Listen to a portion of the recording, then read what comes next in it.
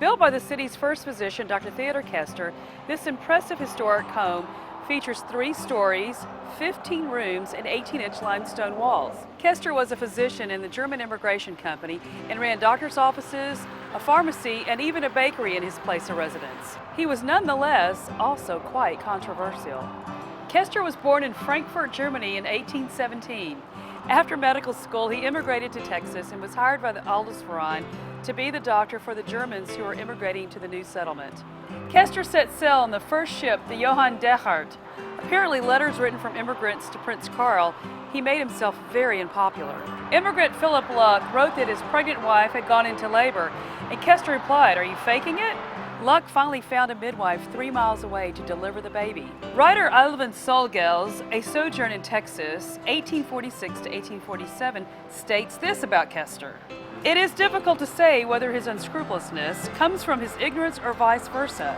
At this time, they are waiting to confirm his next poisoning, so he could be removed and brought to trial, or he will be lynched. According to some accounts, KOESTER ministered to the sick, and by other accounts, he buried most of his patients. Survivors call the cemetery in New Braunfels KOESTER's Plantation.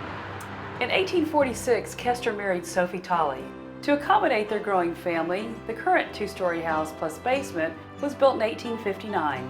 It was unusually elaborate for its time. Local architect W.A. Philippe built the house of cedar, oak, and limestone. The kitchen was in the basement and food was carried to the dining room on the first floor by a dumbwaiter. The doctor's office was on the first floor and the bedrooms were on the second floor. The 3 floors were connected with a winding stairway plus speaker tubes. In spite of on and off complaints about KOESTER's medical practice, he seemed to enjoy political popularity. Proof came when he was chosen city alderman in 1846. KOESTER was also a successful businessman, beginning a paper factory, a distillery, and a woolen mill.